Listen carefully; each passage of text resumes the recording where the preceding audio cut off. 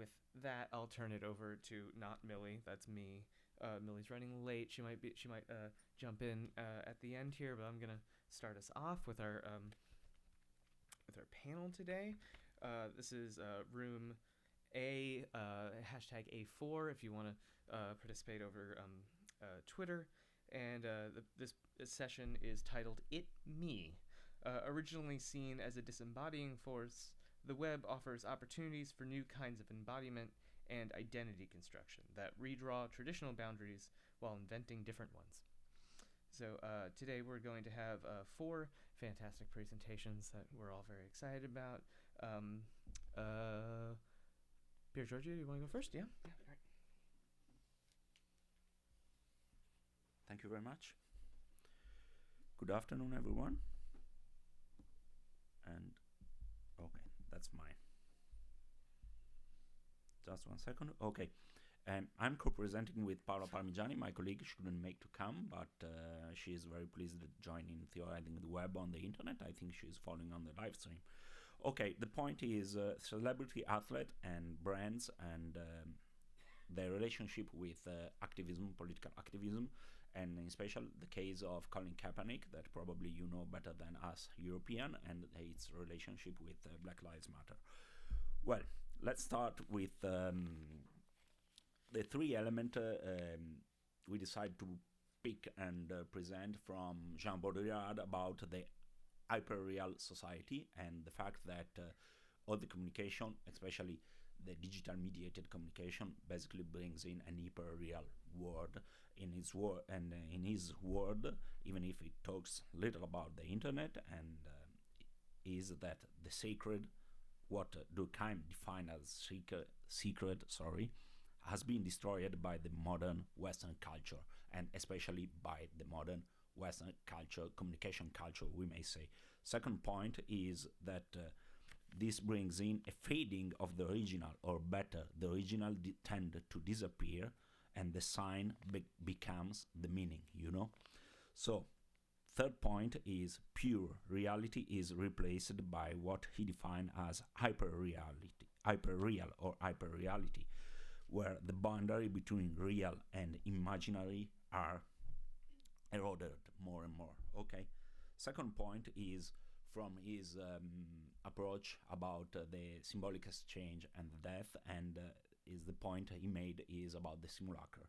Okay, basically he says simulacrum is never that which concern the truth, but is the truth itself, which conceal that there is none. The simulacrum is true. Okay, this just to put the framework about all the discussion, especially recent discussion about post-truth era. Okay, we think that the Jean Baudrillard approach is pretty interesting because he forecasts the post-truth era, and then this is our theoretical hypothesis. And during yesterday's presentation and keynote, I noticed that the word prosumer, even if it's not so fancy or so appreciated within the sociological debate, but he was hovering all around every presentation and every keynote. I mean, the fact that production and consumption have not to be taken as a separate concept anymore, but that they are part of the same continuum, and we can bring in the George Ritter approach about the fact that prosumer basically is a part of the same logic union. So we all produce and consume together whenever we take any action about what we do in the atom domain or in the bit domain, if we want to keep this distinction still alive. Point is that being prosumer by some instance brings in the so-called empowerment of the prosumer that is pretty discussed on the literature, but also the fact that there is a kind of exploitment of the free labor prosumer made on the digital space and we can say also on the physical space. That leads to a contradiction. Prosumer by a side are subject enabled by the power of making, fixing, sharing, testing, and blah blah, and by the other side are also objectified in the relationship of their work, their activity, and the brand. Okay, let's think about Uber driver, or let's think about Airbnb and other example of what can be defined as prosumer capitalism and objectification of the free labor of the prosumer.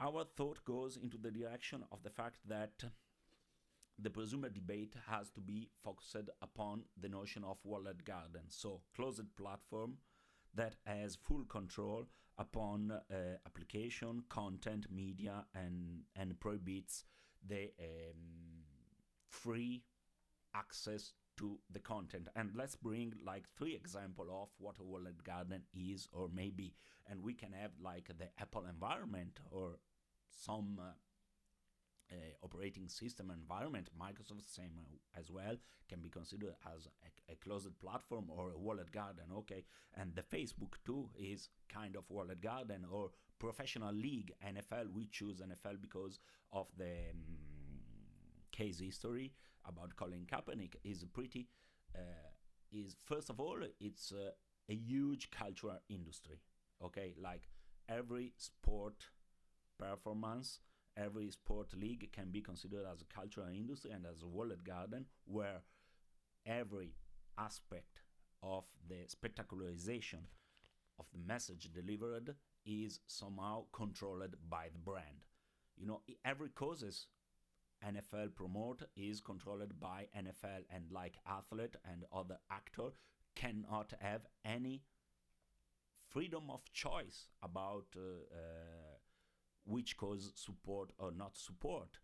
Think about the breast cancer awareness or the military support, and everything is controlled by the brand. Every aspect of the play, every communication, every content delivered to mainstream media is controlled first of all by the brand as a walled garden. And you know, and so problem is there is an issue about freedom of expression within the walled garden. Same thing can be said in the Apple environment or in the Facebook environment. Like, we perceive we are free of express ourselves within this context, but how can we really say we are free of express ourselves, and how are we slave or entrapped within the platform?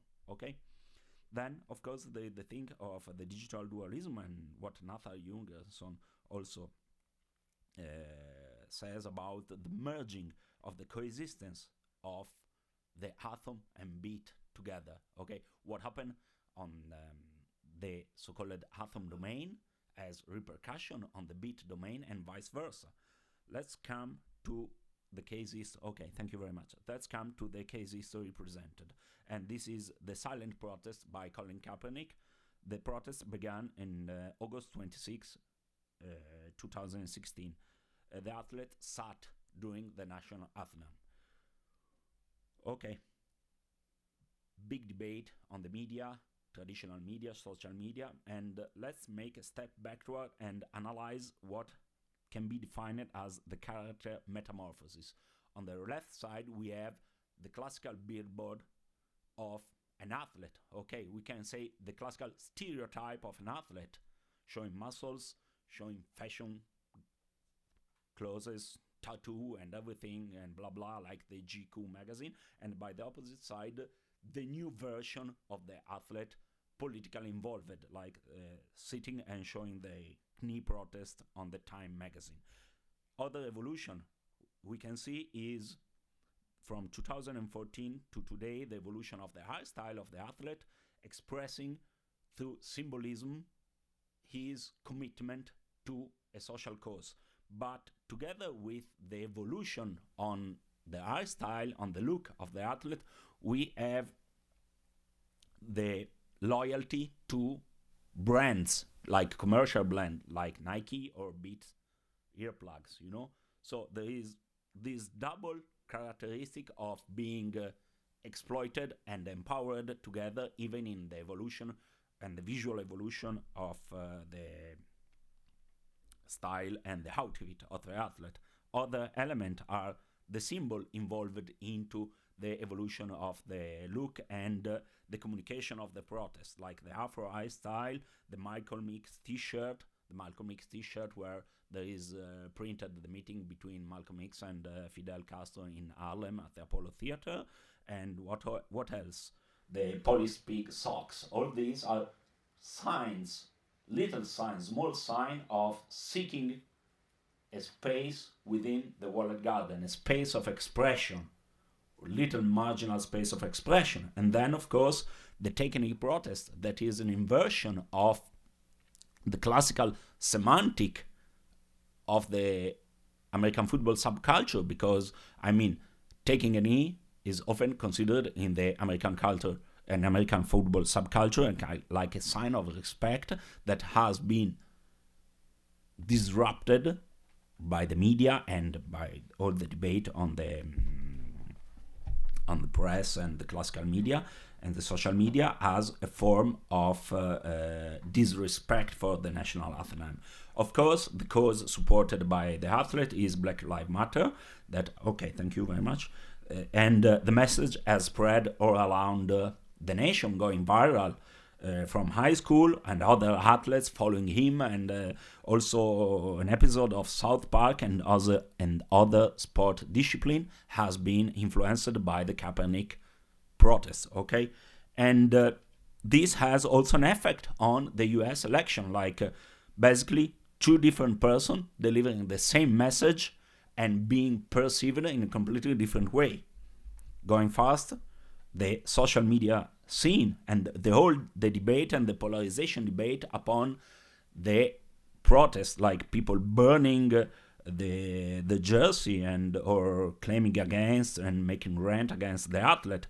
But what is peculiar is that during the protest time, the jersey of the athlete has been the most sold jersey on the market, So again, this double relationship between empowerment and exploitment, objectification or reification, if we wish to use the Marxian term, and the empowerment permitted by seeking space of freedom within the walled garden. The debate take its peaks when there was the ending of the G20, when even the former president of US, Barack Obama, take a statement about the solidarity of his personal solidarity and perceivedness of authenticity of the message delivered by the athlete. Wrapping things up very quickly, okay?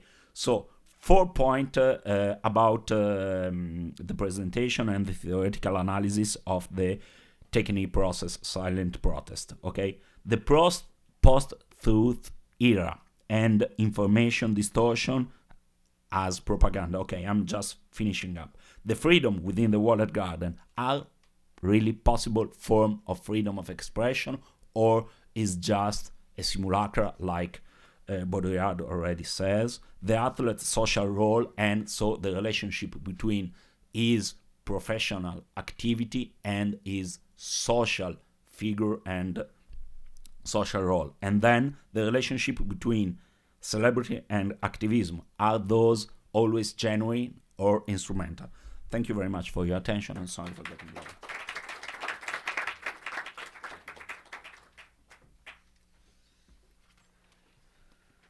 Thank you. So now we're going to have, who's next? Mitra Azar, yeah? Yeah. Come on up. Thank you.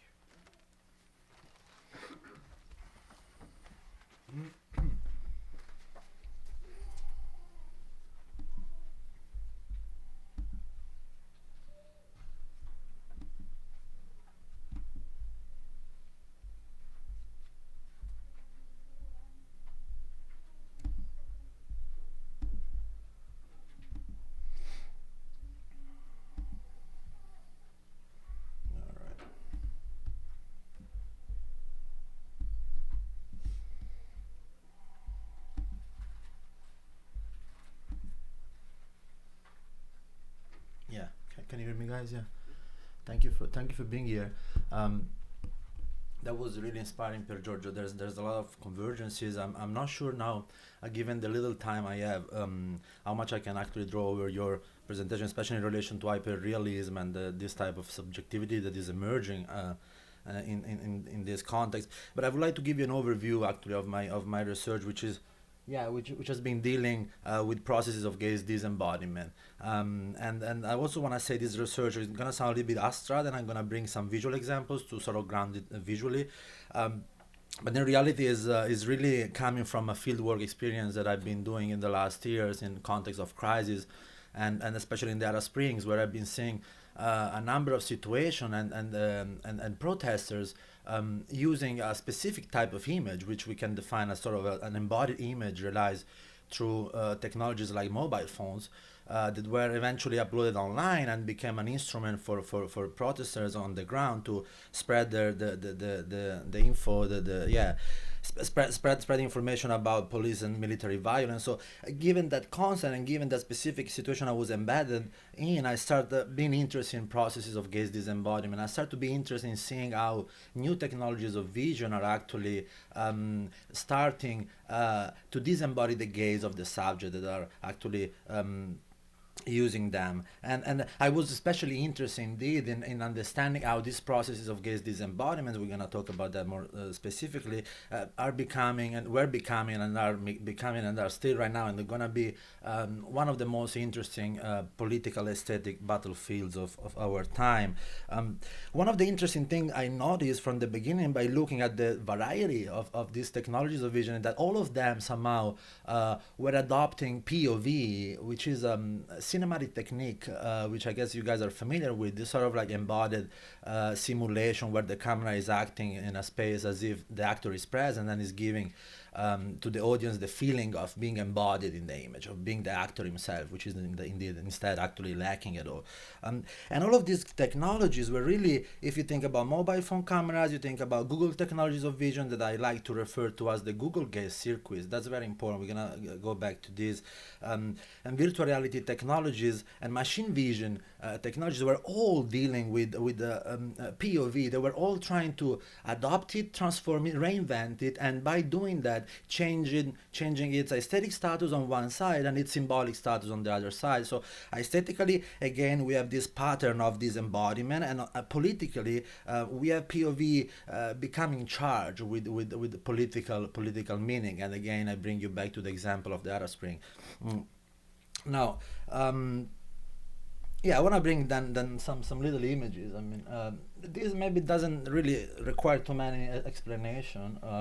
But this was a quick one. It's a meme, but what's interesting in this meme is we have a protester busy in trying to destroy a CCTV camera, which is definitely one of the symptoms of these processes of gaze disembodiment. A CCTV camera as a sort of static machinic gaze, and a protester which is actually being shot by, if you notice, by a mobile, what looks like a mobile POV embodied camera. So here already you have this sort of short circuiting between embodied and disembodied image, and you have already the political tension between the two.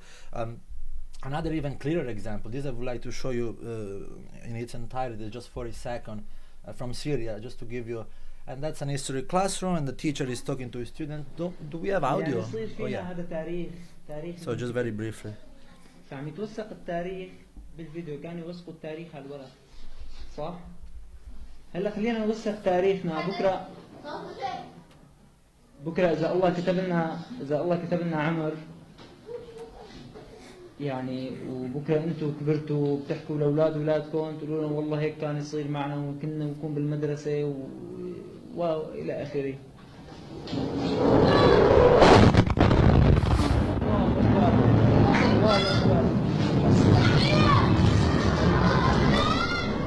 So here, not even literal, not even symbolic or metaphorical, literally an history class teacher like talking to his students saying we can use these mobile technologies and an embodied type of image as a way to make history.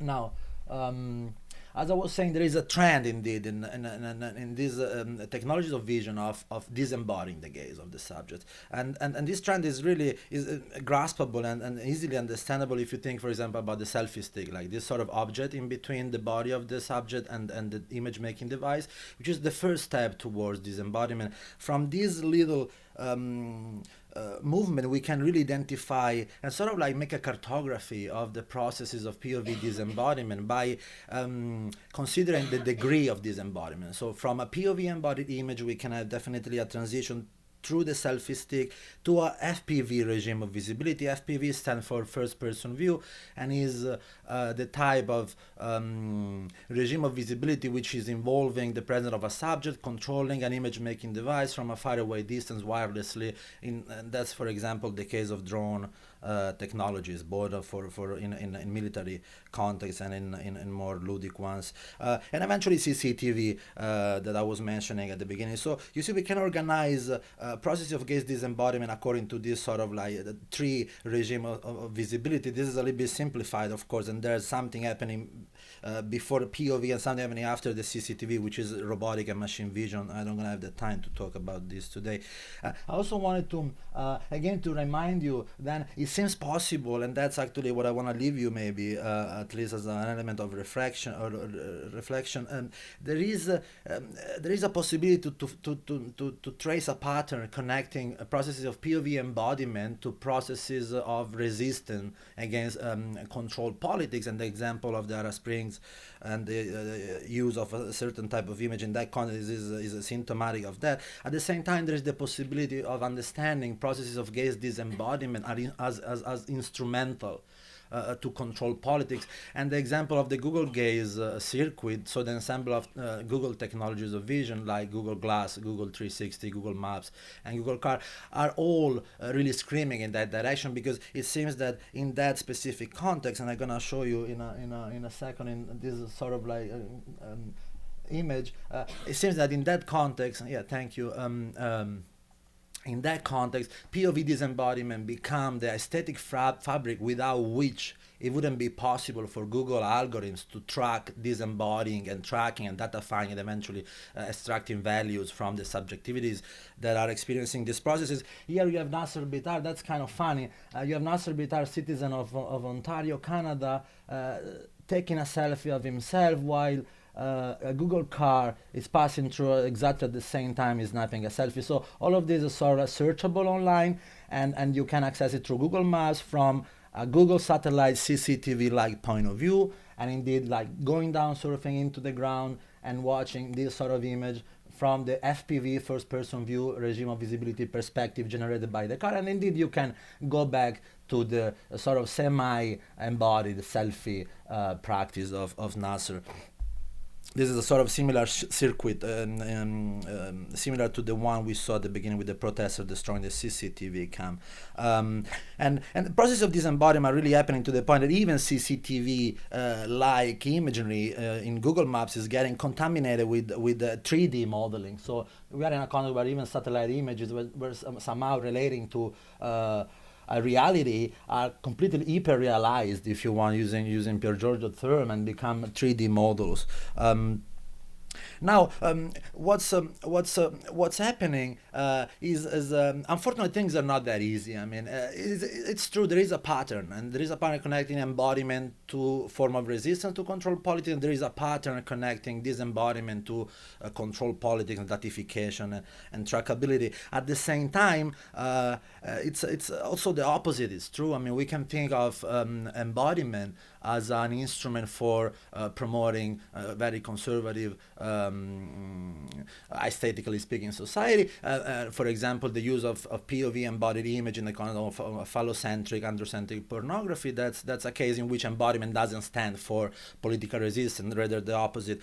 At the same time, and that's where things are mainly interesting for me, is given the fact that these processes of abstraction, these processes of disembodiment concerning, especially these days, virtual reality and machine vision, given that these processes are happening, how we can act this process, how we can inject into these processes of disembodiment political agencies, I mean, and then convert them into platform for political experimentation. And the best example that I found in that direction is an example referring to something that happened in Madrid in 2011. This is an hologram protest. These are protesters that have been forbidden to take into the streets in front of the government building, and that decide to manufacture an hologram version of themselves and indeed squatting the street in front of the government in this manner. Here again, then you have the opposite of what I was saying almost. You have like the necessity of disembodiment as the only way actually to engage and to continually exercise a right to protest. Yeah, I'm pretty much done. I mean, what's happening to the subjectivities that are involved in this process, and back to the theme of the panel, how these processes of disembodiment relate to processes of that are, at least I call processes of internet embodiment, especially in relation to this type of subjectivities. Also, Piergiorgio was referring to, that I also define as res googable to emphasize its sort of internet-based, cloud-based, like strange solidity, and then the internet embodiment is not something that happens without friction. I mean, all the ways people are engaging with their body online, the fire challenge, people setting themselves on fire, or the chili Jenner challenge, people blowing their lips up and putting pictures on Instagram, and well, yeah, that's my last thing. And then are not smooth at all. These processes are not smooth, and what's interesting is indeed try to think from an Arendt space of appearance. And I'm closing with this: the fact that the offline space of appearance that Hannah Arendt was thinking about is totally getting over by CCTV technologies, and in that sense, at the same time, an internet space of appearance is sort of opening, and how we can transform this space of appearance from a space, the online one, from a space where datification is happening, into a space for political experimentation. And the things can go also a little bit weird, like in this case. I mean, but in any case, these are all examples that are like screaming about what's happening to the body online in relation to the disembodiment of the gaze. And yeah, I'm gonna leave you with this strange thing. I mean, yeah. Thank you. Yeah.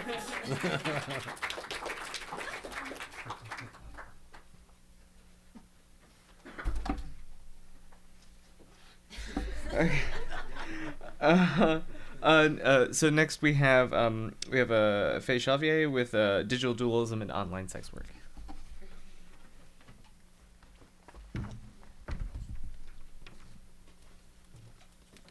Do you want to save your slide timings? Sorry, I didn't. Cool. Do-do-do. Oh no, I lost the mouse. I love technology. Oh, it's on the other. Fun. Come back to me. I got in trouble at work the other day for singing in class. Help. Oh. Wait, can you help me in something? I can't really find the thing. And I accidentally added a new slide. Oh, there it is. There we Hello. go. Hey, we're back. And you want the slide gun? Yeah.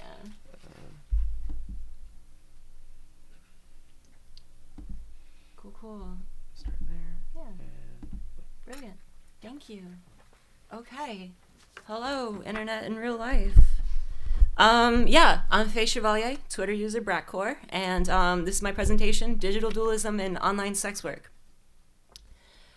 So I first and foremost wish to establish that I'm going to be approaching this talk as an examination of ideology and semiotics within online sex work, particularly camming as a practice and an internet culture.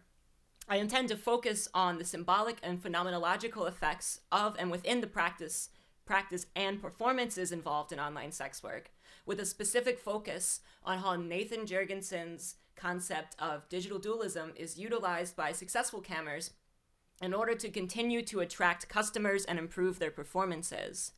I argue that the selling point of camming, the type of interaction/environment that makes camming a hugely prosperous industry, is augmentation itself. When one pays close attention to the performative aspects of camming, one finds that cammers have created for themselves a culture in which camming functions as an interaction with a patriarchal environment which presupposes the disembodiment of sex workers, but in actuality reifies an augmented embodiment through play with the image of the body as both material and symbolic. In other words, what makes cammers successful and what has made the camming industry successful is the fact that cammers play with digital dualism through the manipulation of affective labor and performativity. And for all you Foucault fans out there, for performativities. All right.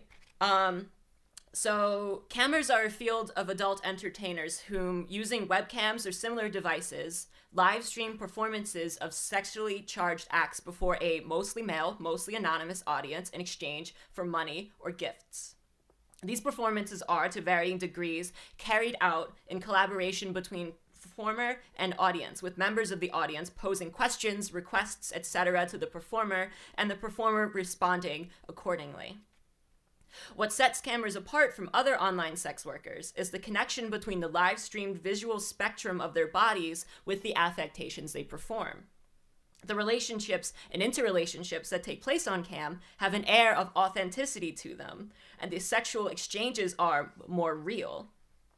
And to some extent, this is quite true, writes one cammer, Tilly, and this is also, I'm using their screen names from Amber Cutie, quote, to one thing that differs, quote, one thing that differs greatly with live streaming of and filming porn is the fact that from day to day and minute to minute, you could do whatever you wish. I try to be myself on cam, and I don't push my boundaries much outside of what I'm normally comfortable doing in my personal life, unquote. Furthermore, this sense of authenticity is mediated wholly upon the introduction of augmentation, in the sense that there is a distinct separation between cammer and customer, which is mediated via computers as well as a technological enhancement of the model's environment, image, and brand. This very phenomena is what makes the camera an intriguing figure, in that there is no set way of discursively placing them. Most scholars who have written on camming don't necessarily know where to place camming or the transformation of aspects and performances. Paul Bleakley cannot resist falling back on terminology from traditional pornography, using a then versus now type approach to his discussions. On Amber Cutie forums, one can find numerous posts in which academics and everyday customers alike bumble through conversations about the relationship to sex workers, how they use their bodies, and whether online sex work is empowering or disempowering. Angela Jones perhaps gets closest, if only because she attempts to create a framework for camming while also affirming that camming takes place, quote, within patriarchal systems, unquote. But she still falls short, because she sees the act of camming as existing within one side or the other of an opposed states of pleasure and danger, which ultimately translate into empowerment, i.e. control and embodiment, versus disempowerment, i.e. loss of control and disembodiment.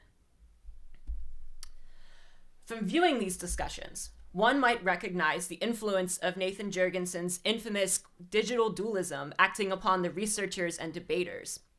Digital dualism can be understood to be the normative approach between the relationship between the URL and IRL, which can be defined, to use Jurgensen's words, quote, the habit of viewing the online and offline is largely distinct. The common misunderstanding that experience is zero-sum, unquote. The lure of digital dualism is that disembodiment rules the web, that the body languages in the URL, existing only as a stagnant spectacle. Digital dualism presupposes that the significance of the body holds changes in some way when exposed to and or read through the digital. To the digital dualist, the URL contains only the symbolic likeness of the body, the socio-political implications of a body, and its social positioning without the material presence of one. Ideally, this would mean that all bodies would be seen as somewhat the same online, but in practice, one recognizes that digital dualism posits only the symbolic URL body as the normative body, i.e. white, male, able-bodied, heterosexual, etc. Oh, cool. So when embodied in this light, when examined in this light, one might note that digital dualism is heavily opposed by feminist theory, which recognizes the body as a textual phenomena, as existing on a matrix of different types of given significances. The body is made significant, is given social, cultural, and political relevance through its interrelation with different rhetorics and forms of ideologies. And this way, a body is organized and made significant by nature of the powers it interacts with, a phenomenon known as embodiment. As Donna Haraway writes in her essay, Situated Knowledges, feminist embodiment is not about a fixed location in a reified body, female or otherwise, but about nodes in fields and responsibility for difference in material semiotic fields of meaning, unquote. Thus, as Zeynep Tufekci argues in her essay, We Were Always Human, quote, the essence of humanity is that we have always been both symbolic and embodied. This by itself can never be interpreted as post-human because there was never a pre in which humans were not simultaneously and inseparably both symbolic and embodied, unquote. This approach centers the online body as an augmented body within an augmented reality when considering the place of the body in the URL, which sets the stage for an examination of how cameras use this particular positionality to their advantage by maintaining a narrative of digital dualism within their performances. So when examining the relationship between the embodied camera, confronting and acting through digital dualism, one might ask the question, what is the thing that links embodied actors online? Perhaps we need to look no further than acts cameras perform, which are themselves symbolically driven recognitions of the customer's personhood, commonly known as affective labor. Affective labor is a form of immaterial labor that works to produce affects, emotional responses, and connections. Cameras perform affective labor when they cater to sexual desires or fantasies. As such, writes Michael Hart, affective labor is itself and directly the constitution of communities and collective subjectivities, unquote. Affective labor is thus highly connected to the processes of embodiment, in that they both rely on socially prescribed bodily codes and languages that are either performed on the body or are symbolically associated with the body, or both simultaneously. The fact that these acts of affectation are performed A, directly on or in relation to the camera's body, and B, physically separate from the customer via augmentation, curates the air of authenticity to the camera's performance. Quote, we attract what we are, unquote, writes user Mojito's Journey. Affective labor is the way in which augmented bodies may reach each other. Affectation becomes a link between embodied subjects on either side of the computer screen. What makes this topic tricky to navigate, then, is the ideology of the adult entertainment industry, which predicates cameras' entire performance on the customer's assumption that the material bodies are made disembodied, i.e. objectified through the pornographic consumption of the affective labor performed by the affective augmented body. Here, one can see perhaps one of the more insidious and patriarchal workings of digital dualism, and that it curates for the customer the removal of responsibility that comes with interacting with a disembodied object out of the act of recognizing the camera as an embodied subject exchanging their body, not actually happening. Digital dualism presupposes the embodied and the symbolic are separable. And as ACF Forum Kara Serenity Tam writes, this approach is, quote, in part that can be because of biases against sexual freedom, and in part it can be because of a societal savior complex that relies on the connotations associated with the body being exchanged. The fact that so many are resistant to seeing sex work as an exchange of service can even contribute beyond a revocation of bodily autonomy, but mentally as well. It literally amounts a sex worker to her body, a body that does not have autonomous thought, unquote. However, this patriarchal reading of the usage of symbols and embodiment in camming ignores the fact that camming is fundamentally rooted in performances, which themselves rely on physical distance and distinctness from customers. Furthermore, these performances are forms of affective labor in themselves. Specifically, this affective labor is positioned to exchange subsequent affects to the audience for capital. I'm just going to skip ahead. In this, the camera, in other words, the affective augmentive body, the camera in this way appears to shift repeatedly between being augmented embodied and disembodied, between being a subject performing tasks on their own choosing and a dehumanized object of pornographic consumption. In this way, the camera deliberately upholds both embodied states presupposed by digital dualism, disembodied and material bodied, as a function of their performance and environment.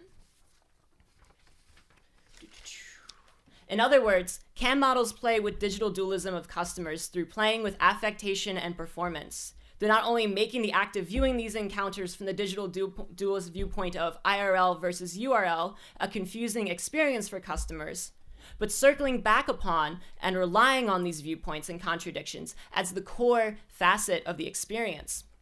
This approach moves beyond the rhetoric of empowerment versus disempowerment, because the crux of the appeal of camming rests on the interrelation between the camera appearing to be embodied and disembodied simultaneously, when in reality, both visions are just another form of augmented embodiment. Thank you all so much.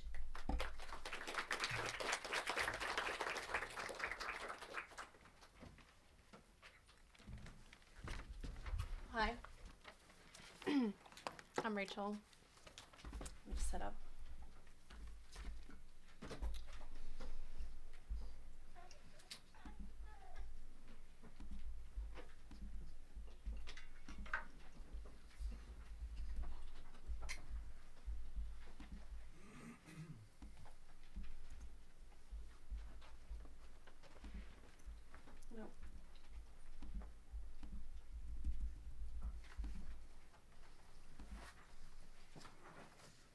Hi everyone, I'm Rachel. I'm currently a PhD student at the University of Manchester, but I recently completed my master's at Cambridge, and this was my research project, so I'm here to talk about that. So I'm interested in looking at dating apps. You may have heard of Tinder, Grindr, Bumble. Those are some of the big ones around town. And I'm interested in them because of the fact that they're image-based technologies. And so I'm interested in the consequences of the fact that they're image-based in terms of everyday practices of romance, identity, courtship, and more. So what are dating apps? I argue that they're distinct from online dating in that they are primarily mobile, so they exist only on a smartphone platform. So for example, OkCupid now has an app, but it's also a website, so I don't really consider that a dating app exclusively since there's a dual platform situation. And like I said before, they're primarily image-based, which I think is interesting and fairly novel because most people conceive of online dating as fairly text-heavy, and there's a lot more information you can put on a profile, on an online profile. So I'm interested in the fact that these profiles are image-based and kind of fairly minimal in terms of the content that's available on them. They're also geolocation-based, which I think makes them unique. Back with online dating, there was the idea that there was the romantic idea that you could connect with anyone wherever they were in the world based on who they were in terms of personality, and that location really didn't matter because you could make a connection. And I think dating apps counteract that in that the primary thing driving the connection is the fact that you're physically close to each other in terms of space. They also have a consent to chat feature in some cases, and often they are connected to Facebook. So there are many of them for many different reasons. JSwipe, Blender, Luxy for the rich and successful, apparently. But I'm here to talk today about Tinder. So it's a very saturated market, but Tinder is one of the most popular ones. You probably have heard of them, or heard of it, sorry. So I'm focusing on how people use Tinder primarily in my research, or in this research. Now I'm doing Grindr as my PhD, but that's a different thing. Okay, so this is a typical Tinder profile from their website. You can see it's one image at a time, which is unique, fairly unique and revolutionary at the time. Other dating apps before that tended to have a tiling matrix of multiple profile images at once. And you can swipe left or right to indicate interest or lack of interest. So if you swipe left, it should be right, sorry, whatever. It's a match, and you can see that you've matched with that other person, and then only at that point are you able to have a private chat with them. So my research question is, how do the ways people create and look at dating app profiles contribute to new understandings of image-based communication? And I argue that they structure and perhaps even are the site of the development of a new visual literacy, which I'll go into in a minute to explain why I think it's new. So my methods were a mixed method study of an online sample of 86 and also 6 semi-structured interviews. They were mostly done on people who live in the New York City tri-state area. And they were, even though it was open to all ages, people who responded were 18 to 30, which actually reflects the majority of dating app users. And what I mean by visual literacy is, or a new visual literacy, I guess, is, well, let's take a step back and look historically. Image-based courtship existed before. So back in the medieval times, you know, the prince was like, I'm going to go find myself a nice princess to marry. And they'd send around the royal portrait. And let's say this princess was very nice and she had a pomegranate in her hand. This was a universally understood symbol of fertility, let's say. But it was a symbol that was established by an academic elite, kind of the elite of society. And I think what's different about the image codes that have been established through the use of image-based technology, such as dating apps, is the fact that they're user-driven. They're created by the users themselves, and there's sort of a difference in terms of the politics of that. So I argue that the visual literacy basically means that people have a lot of meaning in terms of how they look at their photos, how they choose their photos, and how they look at other people's photos. And, you know, I made it quite a big argument in this whole work, but I'm cutting it down for this talk just to look at how the narrative of authenticity as opposed to ambiguity exemplifies visual literacy for dating app users. And I think it's interesting, it comes back to romance, or notions of romance, which are tied to authenticity, which I will also go into. So an example of ambiguous image. So Tina, not her real name, said to me, if like some people only have photos of them doing things, but it's always from the back or in the distance, then it's a sign that they've got a bad face and they're hiding it.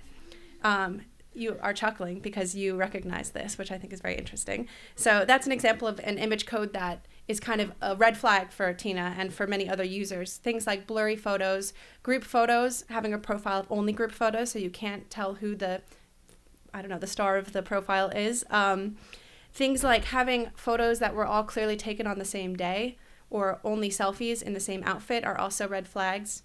And I argue that this kind of goes back to safety concerns for this generation because of concerns developed through discourses on online dating about catfishing, which is someone who pretends to be someone they're not online. And so these users are very adept at kind of looking for things that indicate this kind of concern over validity of identity. And another reason why Tinder, I think, is very popular is because it has a connection to Facebook. And even though you can make a fake Facebook profile, it's quite difficult. There are a lot of vetting systems, so you need to have a certain number of friends, things like that. So there's the double security feature, the fact that there's a consent to chat and the fact that it's tied to Facebook and the fact that the photos on a dating app profile on Tinder have to come from the Facebook profile as well. So that's another level of censorship, and that, I think, mitigates a lot of concerns about being harassed with like sexually explicit images that are unwanted. So in contradistinction to ambiguous images, there are what users consider to be authentic images. So here is my favorite one. Yes, true response. This user really hated men cuddling puppies in a disingenuous way. So she was able, I don't know how, to determine that it was a disingenuous thing. But I think this speaks to a larger narrative of the fact that people kind of pose for dating app profiles sometimes, and that people are able to determine, they're adept at determining that's not a genuine image, that's not a genuine feeling. So some other things that people talked about were, Milan said, I tried to use images that represented some values that I have. While Sanjay said he chose photos of himself traveling, cooking, and he's on the political side, so he chose photos of himself at demonstrations. And a survey respondent mentioned that they were annoyed by selfies, shirtless photos, only photos of themselves out drinking, because they hoped that they would have more of a personality than just that. And I'm actually surprised at how restrictive some of these interpretations are about images, because Lots of people go out drinking and have photos of them going out drinking with their friends. It's a fairly normal thing. But to these users, if that was the type of photo you chose on your profile, that therefore indicated that it was an aspect of your personality.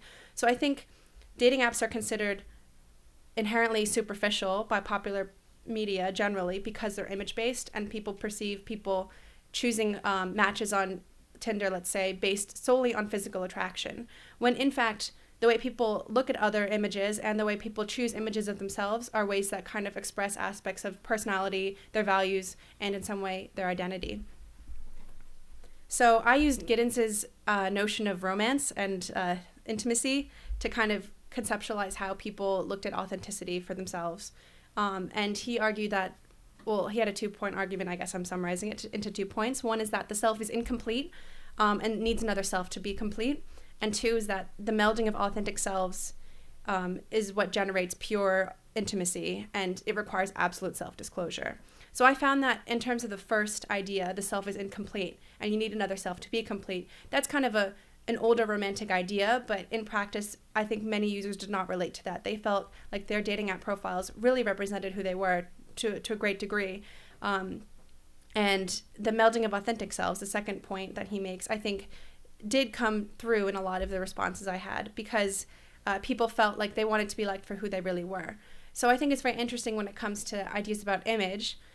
People would say, well, people would not want a photo that they felt was too good looking because they felt like they didn't want someone to not like them in person. So they wanted a flattering photo, but not a photo that wasn't them or that was like an unrealistic, unachievable version of them, because they had this older romantic idea that I want to be liked for who I am and I want them to be physically attracted to me. So like I said, I think it counteracts the idea that dating apps are inherently image-based, and that authenticity is a big part, people putting in aspects of their personality, their hobbies. They felt like that they were really representing themselves in their dating app profiles. But I think, once again, it comes back to the fact that, is it really authentic? They felt like they could detect a real profile because someone should just naturally have lots of photos of themselves doing many different activities, but of course taken by other people, which in fact isn't really true. A lot of the times people will pose for their profile pictures. They'll say, I'm hiking, take a photo of me so I can put it on my Tinder profile, that type of thing. So I think it's kind of a little more nuanced and complex in terms of how authenticity is actually practiced. And also, people did not want too many selfies. A couple selfies generally were okay, but they said, oh, too many selfies, say you're narcissistic, etc., which I was surprised by, because I think one could make the argument that a selfie is the ultimate self-expression because you're in control of the image and you're taking it of yourself. So I thought that was kind of interesting. There's a little bit of tension there. And so my conclusion, I hope you enjoy this, is that there is some romance in the Tinder sphere, I guess. And like I said, when I consider romantic practices, I mean sex, hooking up, dating, flirting, I think they're all practices of romance. But I was surprised by how conservative some of the notions of behavior and romance were through the use of Tinder. And I think in some ways it's quite revolutionary in that people can examine the visual in a way that's really user-driven and affects other network technologies that are also image-based, so Facebook, Snapchat, etc. I think the same type of visual literacy is potentially crossing platforms, but it does affect people's real lives and real practices that they use every day when they're waiting in line on Tinder. Thank you.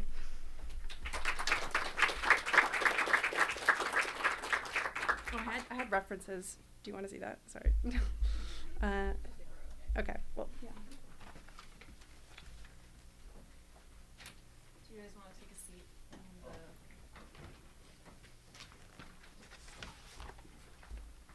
Hi, I'm Millie. Sorry, the MTA really outdid itself this weekend in canceling every single subway line that I usually take to get here. So I was late, but my name is Millie. I'm the moderator. Thank you for the panelists, even though I missed half your presentation. So again, apologies for that. I guess I wanted to start before we open it up to questions from the audience and to questions from anybody listening to the live stream. And ask you guys something of a more personal question. The title of this panel is It Me, and so I'm going to ask you guys a little question about each of you.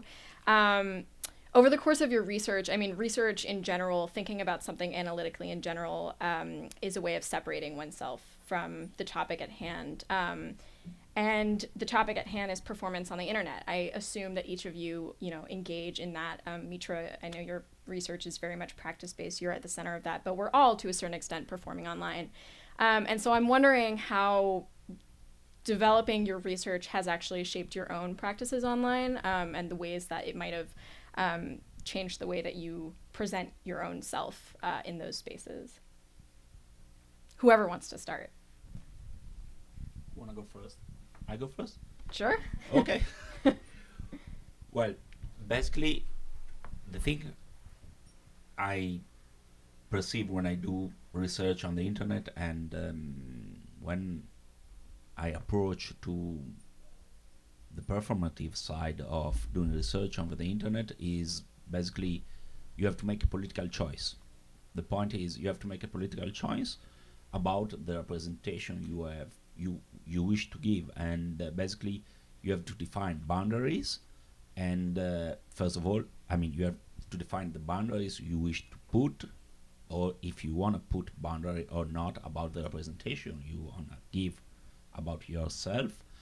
And secondly, is always connected to the political choice, is related to the fact that you have to decide if privacy does exist or doesn't exist anymore. I mean, I think that basically privacy is a pretty modern concept, modern mean related to the modern society, and living in the postmodern era, we may say, probably we have to redefine the boundary of privacy. So again, the political choice is about, is really privacy so important as it was in the so-called modern society, where we had, like, as an example, the notion of time, work, and family separated in pretty defined context, or if we want to use the Ziggy Bauman metaphor of liquidity, privacy doesn't have the classical modern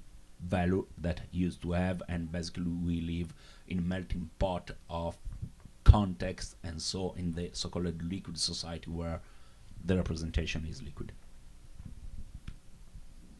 Well,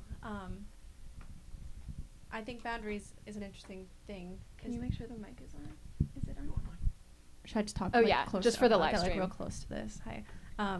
So I think it's interesting you talk about boundaries, because there are lots of crossing over in terms of different mobile platforms, but at the same time you have different, I guess, versions of yourself for each platform, which I think are genuine. I guess authenticity comes back to that, versions of yourself. So I think it's interesting because I study technology and I love talking about that stuff, but I can't use it like a normal person. I feel like I can't escape my critical analysis of it, which I've accepted and don't mind, but it's kind of hard in terms of having like a professional presence versus a personal presence on the internet. And I feel like no matter which one I have, my experience of it personally is not, I can't just sit back and enjoy it. It's kind of like when you learn about feminism and then you watch like a movie that is kind of sexist that you used to enjoy. You still enjoy it, but you feel like you can't not see it anymore. It's kind of like that, I think. That's just personal. And also everyone always asks me, oh, are you on Tinder? And that kind of, I'm not on Tinder. Like, people, I feel like people always want to know about the personal interest when you study technology, and they look for you in those spaces. And I feel like if you study them, you can't experience space the same way, which is interesting in terms of boundaries. Yeah. Is my mic working? Oh, cool. I think this will touch on that. I really would like to think about my project as a attempt at like listening and solidarity with sex workers. I think I'll leave whether I actually achieve that up to y'all. But I think the main thing that I really learned is kind of like the performativity within like academia itself, because you are going to learn a whole lot more about sex workers by browsing a forum in which sex workers talk to each other than like any academic book or article that has ever been published ever about sex work and sex workers. And I guess like in that and I guess kind of the key difference between that is like authenticity and like the place where it's coming from. And that like I think another thing that I noticed, I talked about this a little bit in my paper, but I found a couple of posts in which like academics would be posting on these discussion forums asking sex cammers or sex workers like, hey, I'm writing a master's thesis about camming, or hey, I'm writing an essay about camming, and I want to interview some people. And the students, the master's students, or the writers, the academics who actually said like, I have experience with camming, I have experience with sex work, where like they got like a lot more like positive responses. Like cammers were a little bit like more interested in speaking with them than like academics are kind of just like kicking in the door and being like, hey, I want to see your world. And so like I think so I guess in general like performativity and authenticity on the web is kind of hard to like find and describe, and so I guess kind of the best way to be able to like reach that is to just go right back to the source, rather than kind of having to take these like 2 steps beyond of it just for like the sake of that like academic stamp or legitimized stamp.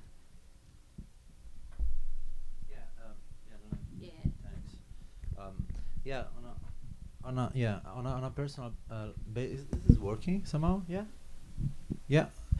So as I was mentioning at the beginning, I mean, this research has been built upon some sort of direct experience of context of crises and revolutions, uprisings, especially in the Middle East.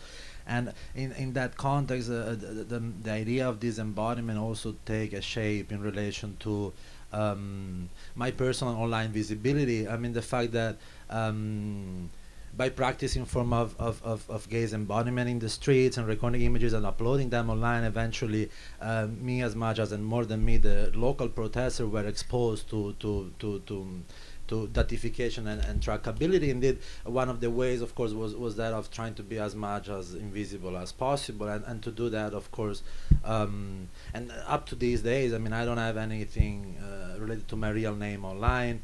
And I use proxies, and I have, of course, like a piece of tape in front of my webcam of the computer, but so on a personal level, that's been tricky. For example, when it comes to Tinder and things, I wanted to open an account on Tinder, but then I didn't have any pictures on my Facebook account, so I wasn't really like I couldn't even grant the first Image layer codes. of security in that Very sense. ambiguous, Yeah, very ambiguous there, very sketchy profile. Mine. I don't get laid that much. I mean, on Tinder, unfortunately, but I just want to point out then again, this idea of disembodiment in that specific context, it was really a political weapon. So here again, another example of disembodying as a way to escape like datification, rather than being a way to getting datified. Does anybody in the audience have any specific questions or general questions for the panel? Yeah, my question is for Mitra. So these ideas of gaze disembodiment, I guess when you mentioned POV images, and this might not be within your purview, but when you mentioned POV images, I thought of POV pornography. That might say more about me than about the topic. But I was wondering if kind of the same ideas of embodied and disembodied gaze might apply in different ways to pornography, especially POV pornography. Faye, you might be able to speak to this as well with regard to male versus female bodies in that space. So the question just for the live stream is whether the concepts that Mitra mentioned about disembodiment also apply to pornography. Sorry, just quoting it.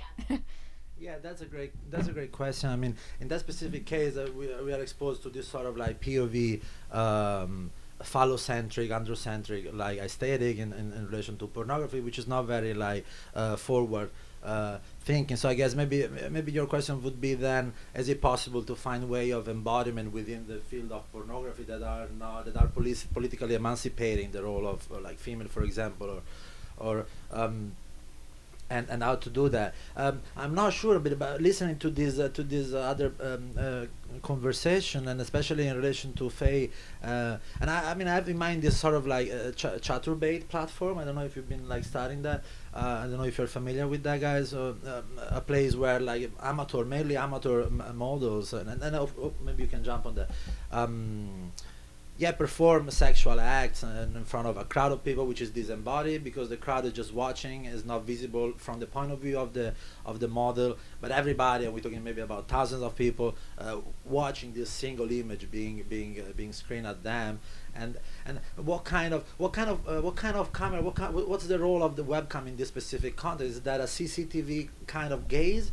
So it is a centralized gaze, or it is instead a sort of like semi-POV, because the camera is in control of the camera and it can decide the way to record herself and so on. So I'm just pointing out how, and also that was important, maybe I wasn't clear enough before, processes of embodiment and processes of disembodiment are not are happening simultaneously, and as soon as there is a form of disembodiment, there is immediately a form of re-embodiment into something else. It's not possible to break them apart. So I guess it's interesting to look at the circulation of these processes rather than trying to identify them.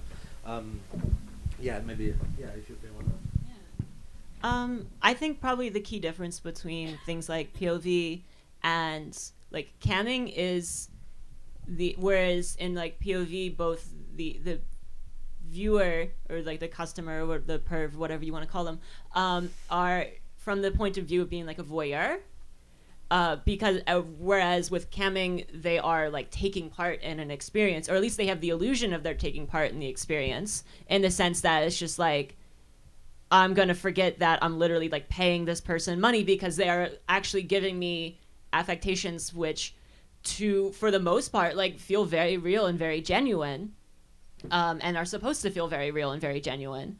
And I think thinking about that in terms of embodiment is that I guess kind of the core piece of my paper is that it kind of troubles this like pull to like objectify cammers, or to like objectify sex workers, in that like it's kind of you're physically distant from them, and they have a lot stronger boundaries to them. Like you can't physically like make them do anything. Like the worst thing you can do is like leave the chat room, unless you're like truly evil and like want to hack them or something, or dox them, which is actually, that's a whole nother conversation we can have.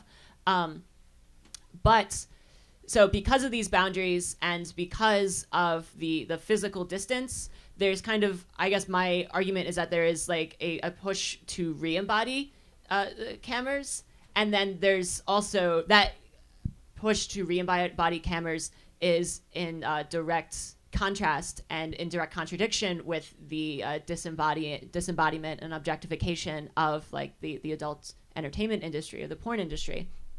And so I guess it's my central thesis is that like that clash is the thing that keeps people coming, or keeps people coming back, and confuses like viewers and confuses the relationships that viewers have with cameras, when in reality it's just cameras are just taking on like cool robot bodies for a little bit, I guess. I guess that's the way you can kind of say it. But I guess, and the thing to really center on is that this is very deliberate on the camera's part. Is that like they are doing this on purpose. Like the cameras are so cool. I guess I should really put that forward. Is that like they are literally kind of confusing the boundaries of their own bodies to draw people in and like actually make money off of that. And so I don't necessarily know how that works with your thesis. I think either our theses are friends or they're kind of like bouncing off one another here in this particular angle.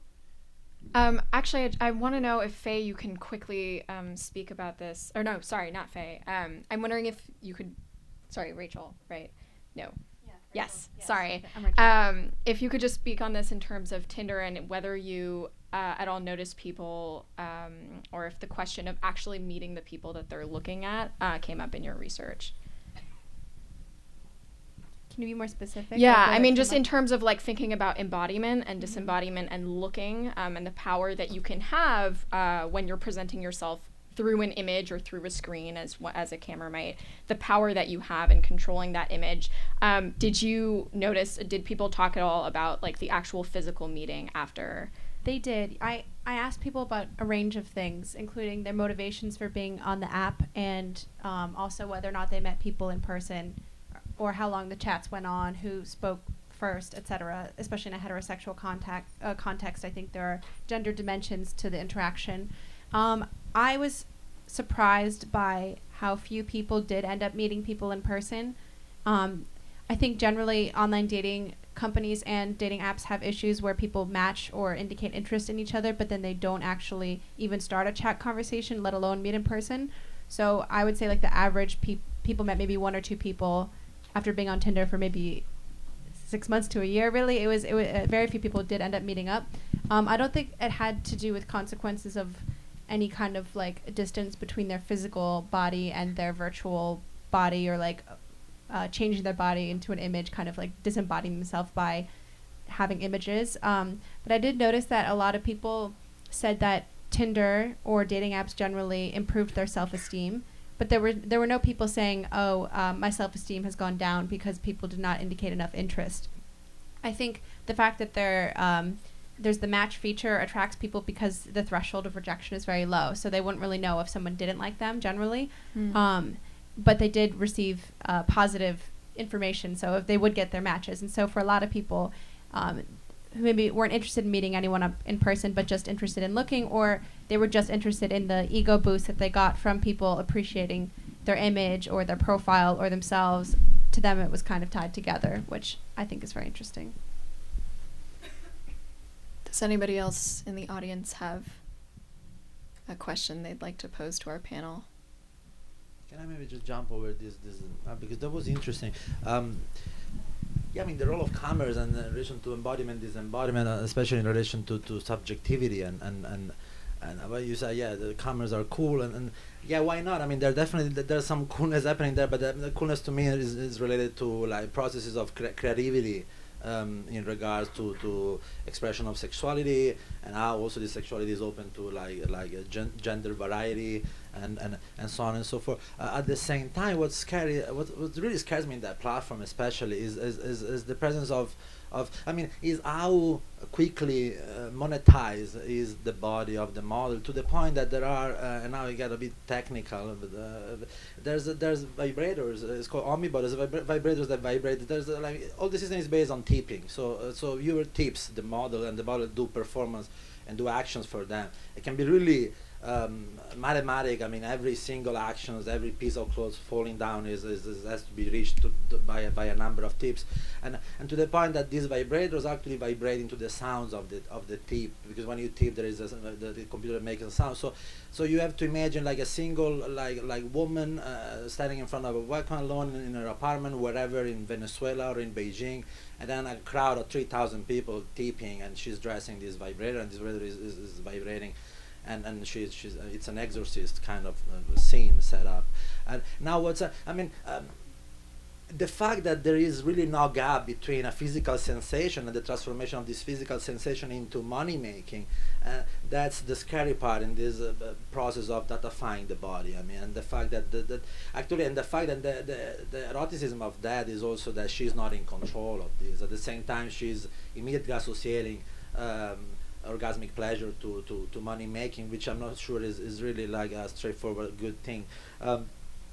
And yeah, so it all goes down, and I finish with that just to the point of agencies. I mean, because also you say, okay, these people decide to do that, but then if you see the geography of Chaturbate, then you have a lot of some of the best comers are from Latin America, some very poor countries, and people like, and that's also an interesting debate. So these people, would they end up like prostituting themselves on offline in the streets of Caracas, and indeed is it better that they do that online?